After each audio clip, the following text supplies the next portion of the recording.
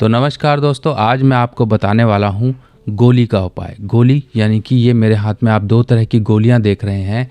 एक गोली तो है लोहे की, जिसे कि हमने कलर नहीं किया है, पेंट नहीं किया है, ये आप देख सकते हैं किस साइज़ की है। और दूसरी भी गोली लोहे की है, इसके ऊपर लाल रंग का आपको कलर दिखाई दे रहा है, यानी कि लाल रंग की हुई है। अब ये गोली का उपाय किस कंडीशन में किया जाता है? क्या ये गोली का उपाय है? एक छोटा सा उपाय है, पर इसके असर बहुत ज़बरदस्त है। यानी कि गोली की तरह ये काम करता है ये उपाय, और आपके जीवन से परेशानियों को भी गोली की तरह ही निकाल देता है।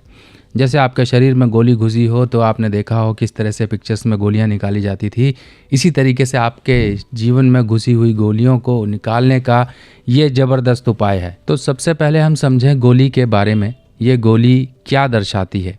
अगर हम गोली की गोलाई को समझें तो ये बुध है, और ये जो लोहा है यानी कि जो फौलाद जिसे हम कहते हैं, ये फौलाद शनि है। अब यहाँ पर ये फौलाद शनि और लोहा एक तरह से बिना कलर की हुई गोली हो गई। अब इसी के ऊपर अगर हमने रेड कलर कर दिया, ये लाल रंग अगर हमने कर दिया, तो ये गोली के ऊपर जो कलर आ गया वो आ गया मंगल का।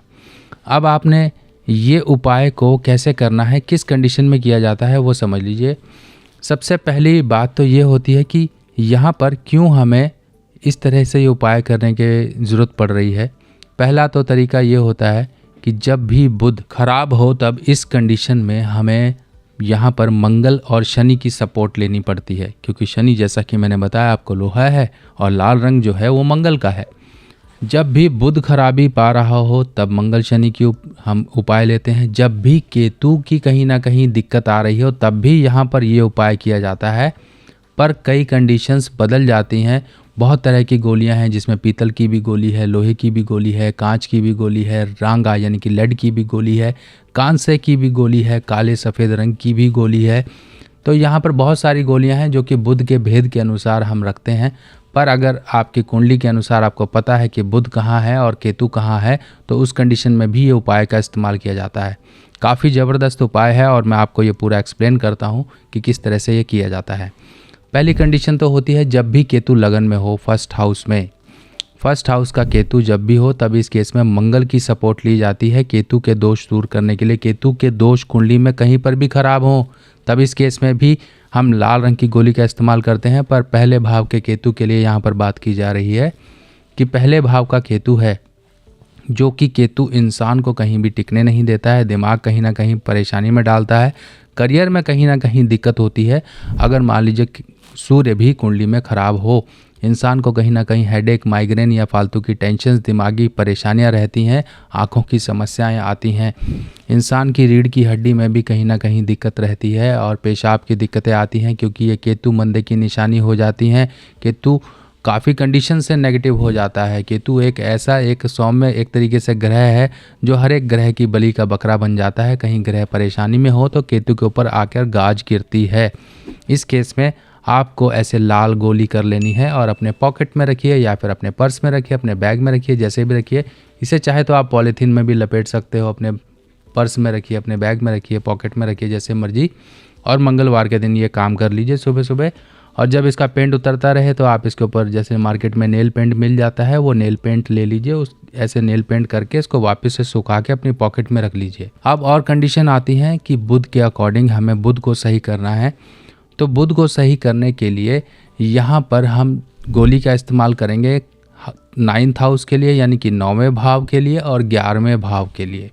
9वें भाव और 11वें भाव के बुध के बारे में ये कहा गया है कि ऐसा बुध इंसान की किस्मत पर काफ़ी बुरी चोट डालता है। इंसान कभी भी किस्मत को लेके उसका जीवन जो है झूलता रहता है, और ऐसे व्यक्ति बहुत बड़ी भूल कर देते हैं जो लोग गले में रुद्राक्ष पहन लेते हैं, जिनके भी 9वें, 11वें या 12वें भाव में बुध हो। ऐसे केस में रुद्राक्ष का बिल्कुल भी उपयोग ना करें, घर में भी नहीं होना चाहिए। और कई कंडीशंस ये आती हैं कि पता लगा कि कहीं पर कोई कथावाचक आए, कोई बाबा महाराज आए और उनसे अपनी परेशानी बोली, उन्होंने भभूत दे दी जो कि राख होती है, या कोई धागा पढ़ के दे दिया, या कोई ताबीज़ दे दी।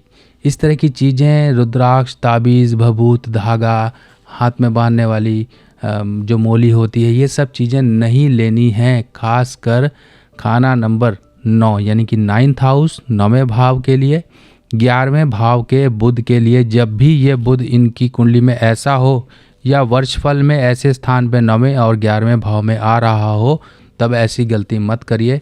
बहुत बड़ी भूल ये हो जाती है और भारी हर्जाना चुकाना पड़ जाता है। जब भी अगर हम बात करें 9वें भाव का किसी का बुध है और 9वें भाव में कोई भी ग्रह आएगा वर्षफल में और 9वें भाव का जो बुध है उस घर में चला जाएगा जहाँ का ग्रह उसके घर में आया है 9वें घर में, तब ऐसे केस में भी इंसान के जीवन में काफ़ी उथल पुथल मचा देता है। ये जीवन में इंसान के बृहस्पति को ख़राब करने की कंडीशन करता है। अब 9वें घर का बुध तो वैसे भी पितृ ऋण और पितृदोष का कारक बताया गया है, जो कि इंसान की किस्मत यानी कि बृहस्पति को ख़राब करता है। ऐसा व्यक्ति नया कपड़ा बिल्कुल डायरेक्ट बिल्कुल ना पहने, मार्केट से ख़रीदा और पहन लिया, ऐसा काम बिल्कुल ना करे। उस कपड़े पर थोड़ा बहुत पानी छिड़क ले, गंगा जल छिड़क सकता है तो बहुत बढ़िया, उसके बाद ही पहने। अगर नहीं, अगर आप थोड़ा और अच्छा कर सकते हो तो ऐसे कपड़ों को बिल्कुल मत पहने, पहले इनको धो लें। इनके ऊपर जो शुक्र चढ़ा होता है जिसे हम माड़ बोलते हैं, चावल का पानी होता है और जो भी चीज़ें होती हैं ये उतर जाएं, उसके बाद आपको पहनना चाहिए।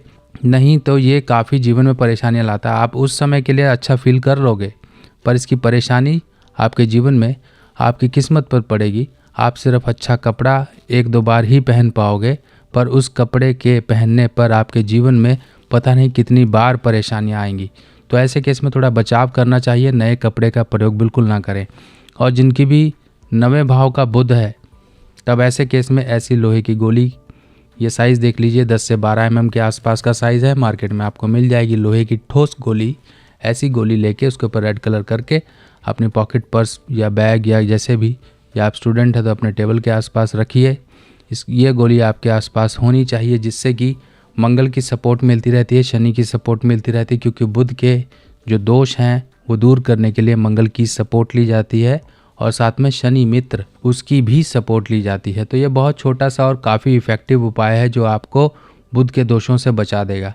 बुध 9वें भाव में है तब नाक छेदन भी कहा जाता है। नाक छेदन अगर लड़कियां हैं तो लेफ़्ट नॉस्ट्रिल, जो आपका लेफ़्ट का नाक का हिस्सा है, ये आप छिदवा सकते हैं। इसमें चांदी का गोल छल्ला पहनिए, तार का बन जाता है, गोल छल्ला पहन सकते हैं। बुध 8वें, 9वें, 11वें या 12वें इस केस में आता है तब काफ़ी ज़्यादा प्रॉब्लम देता है। तो पुरुष जो है अपना ये नाक का बीच का हिस्सा ये अंदर से तार से छिदवा सकते हैं अगर ये परेशानी दे रहा है। फाइनेंशियल प्रॉब्लम, हेल्थ प्रॉब्लम, दिमागी प्रॉब्लम, किसी तरह से आपके नसों नाड़ियों की प्रॉब्लम, जीवन में अचानक से आ रही आपकी ज़ुबान में तुलतुलाहट या आपकी ज़ुबान की खराबियाँ, इन सब को सही करने वाला ये उपाय होता है नाक छेदन। अगर मान लीजिए बुध 8वें घर में है, अगर ये पिता है, पिता की कुंडली में 8वें घर में बुध है और ऐसे पिता की अगर कोई बिटिया है, बच्ची है, तो वो अपनी बच्ची का नाक छेदन जरूर करवाए। उसकी नाक में लेफ़्ट नॉस्ट्रिल में चांदी का गोल छल्ला जरूर डलवा के रखे। इससे पिता के ऊपर आने वाले बुरे प्रभावों से बचाव हो जाता है। और अगर मान लीजिए नहीं है तो दूसरा ऑप्शन ये होता है, जो आपके आसपास कहीं पर कोई गरीब कन्या है, कुछ भी है, तो उनको समय समय पे कंजक जो होती हैं, जब आप घर में नवरात्रि पूजन करते हैं तब जो कन्याएं जितनी आई हैं उनको भी आप दे सकते हो नाक के चांदी के छल्ले।